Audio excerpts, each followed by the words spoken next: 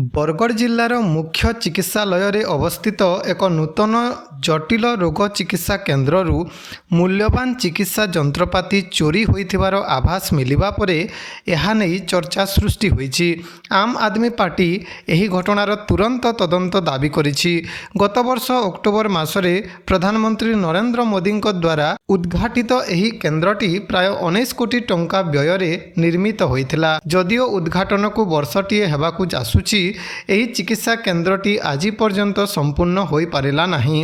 एथिरे रखा जाइथिबा central air conditioning system, जल विशुद्धीकरण यंत्र, इलेक्ट्रोनिक्स उपकरण एवं अन्यान्य आधुनिक चिकित्सा सामग्री चोरी होइथिबार खबर मिलिछि। उल्लेखनीय कथा हेउछि जे चिकित्सालय परिसर रे अनेक सुरक्षाकर्मी, 2 जण प्रबंधक, पुलिस फांडी मध्य अछि। तथापि चोरी संपर्क रे केही कोनोसी सूचना देई पारु नाहंती, जहाँकि गंभीर प्रशासनिक त्रुटि को सूचित करुछि।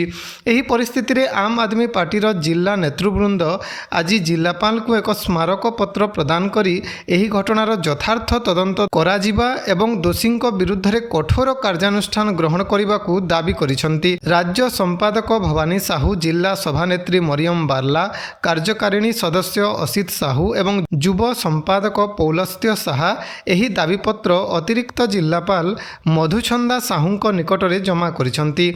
उपयुक्त कार्यानुष्ठान न हेले बरगढ़ रे जन आंदोलन कराजिबो बोली सेमाने चेतावनी मध्य दैछंती। शासन मुर्दाबाद मुर्दाबाद मुर्दाबाद 19 कोटी टंकार हिसाब दियो आमर दाबी आमर दाबी आमर दाबी 19 कोटी टंकार हिसाब दियो आमर दाबी आमर दाबी आमर दाबी।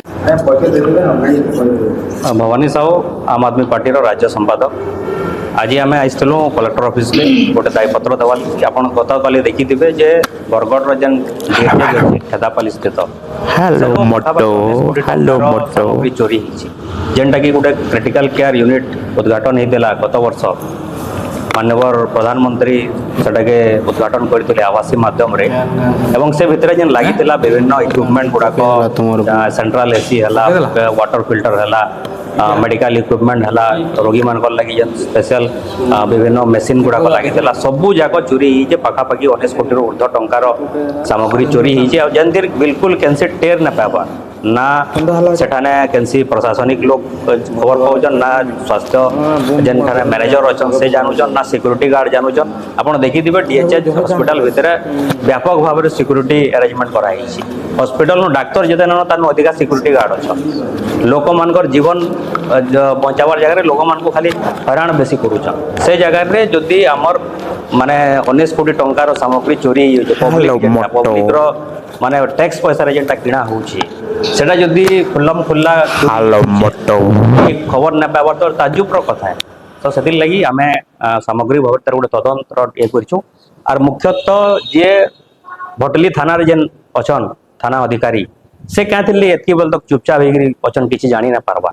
आपन देखी दिबे से बहुत टाल टोल नीति करूछन। एफआईआर रजिस्टर हो मास मास गला परे एवं तार ऊपर कैंसी तदंत ना हबार।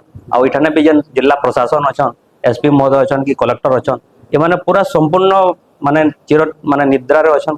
किसी खबर ना न केन प्रकार शासन चालू डबल इंजिन सरकार आसला परे बहुत बड़ बड़ कथा कहूले स्वास्थ्य क्षेत्र में कर्म बोलिक कि जेनटा थिला तो सेटा भी चोरी ही बसला।